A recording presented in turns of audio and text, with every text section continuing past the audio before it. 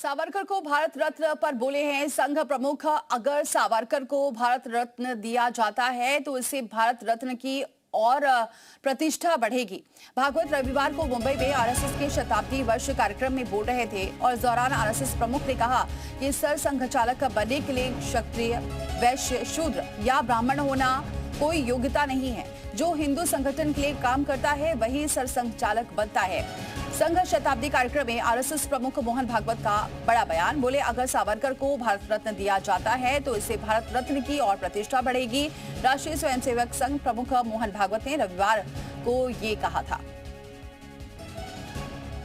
उन्होंने ये भी कहा कि यदि संघ उनसे पद छोड़ने को कहेगा तो वो तुरंत ऐसा करेंगे। मुंबई के इस कार्यक्रम में संघ प्रमुख लोगों के सवालों के जवाब दे रहे थे। संघ के अगले प्रमुख के सवाल पर उन्होंने साफ कर दिया है कि इसके चयन के लिए पैमाना जाति नहीं है। ये कल SC/ST होगा कि नहीं इसका उत्तर मैं नहीं दे सकता, क्योंकि जिसको करना है वो सोचेगा। मुझे SC/ST होना ये डिस्क्वालिफिकेशन नहीं है, या ब्राह्मण होना ये क्वालिफिकेशन नहीं है। मोहन भागवत ने साफ साफ कहा कि संघ प्रमुख के चयन का पैमाना सिर्फ मौजूद लोगों में सबसे योग्य कौन है और उसमें चयन के लिए मौजूद कौन है, यही है, इसके अलावा कुछ नहीं। साथ ही उन्होंने बताया कि वो कैसे संघ प्रमुख बने थे। तो सर, यहाँ मोहन भागवत ने तमाम बातें कही। उन्होंने एक तरफ तो ये भी कहा कि मोहन भागवत ने रविवार को ये भी कहा कि अगर उनसे संघ कहता है पद छोड़ने को तो वो भी कहेंगे। आमतौर पर 75 साल की उम्र के बाद किसी पद पर नहीं रहने की परंपरा की बात कही जाती है।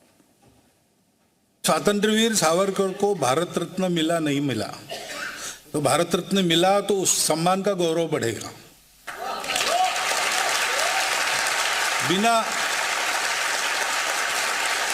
बिना उस सम्मान के ही वो लाखों करोड़ों हृदयों के सम्राट बने हैं। कौन सी खूबी के लिए भारत को और पाकिस्तान का बंटवारा कराने के लिए कि उन्होंने पहले देश के अंदर द्विराष्ट्र की जो परिभाषा दी थी वो पहले सावरकर साहब ने दी थी।